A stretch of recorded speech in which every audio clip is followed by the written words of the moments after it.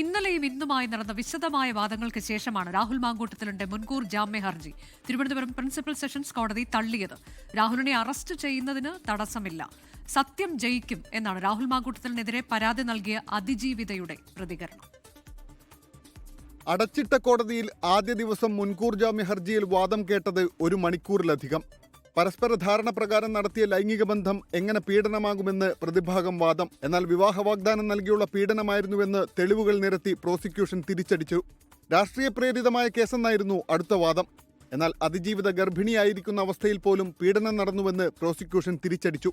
ഇതോടെ അന്വേഷണവുമായി രാഹുൽ മാങ്കൂട്ടത്തിൽ സഹകരിക്കുമെന്നായി പ്രതിഭാഗം. പക്ഷേ മുൻകൂർ ജാമ്യം അനുവദിക്കാൻ പാടില്ലെന്നും കൂടുതൽ തെളിവുകൾ ഹാജരാക്കാനുണ്ടെന്നും പ്രോസിക്യൂഷൻ കോടതിയെ അറിയിച്ചു. അങ്ങനെയാണ് കേസിൽ വീണ്ടും ഇന്ന് വാദം കേട്ടത്. ഇന്ന് അരമണിക്കൂറിലധികം വാദം കേട്ടു. അറസ്റ്റ് തടയണമെന്ന് പ്രതിഭാഗം കോടതിയിൽ ആവശ്യപ്പെട്ടത് ഇന്നാണ്. എന്നാൽ രാഹുലിനെതിരെ പുതിയതായി എടുത്ത ലൈംഗിക പീഡന പരാതിയിലെ FIR പ്രോസിക്യൂഷൻ കോടതിയിൽ ഉയർത്തി. കൂടാതെ അശാസ്ത്രീയ ഗർഭഛിദ്രം തെളിയിക്കുന്ന കൂടുതൽ തെളിവുകളും പ്രോസിക്യൂഷൻ പിടിവള്ളിയാക്കി. ആദ്യം അറസ്റ്റ് തടയുന്നതിൽ വിധി പറയുമെന്ന് പറഞ്ഞ തിരുവനന്തപുരം പ്രിൻസിപ്പൽ സെഷൻസ് കോടതി പുതിയ തെളിവുകൾ കൂടി പരിശോധിച്ച് രാഹുൽ മാങ്കൂട്ടത്തലിന്റെ മുൻകൂർ ജാമ്യ ഹർജി തള്ളുകയായിരുന്നു. ഉത്തരവിറക്കാൻ വൈകിയതിനാൽ ഇന്ന് തന്നെ ഹൈക്കോടതിയെ സമീപിക്കാനുള്ള നീക്കത്തിനും തിരിച്ചടിയുണ്ടായി. 24 തിരുവനന്തപുരം.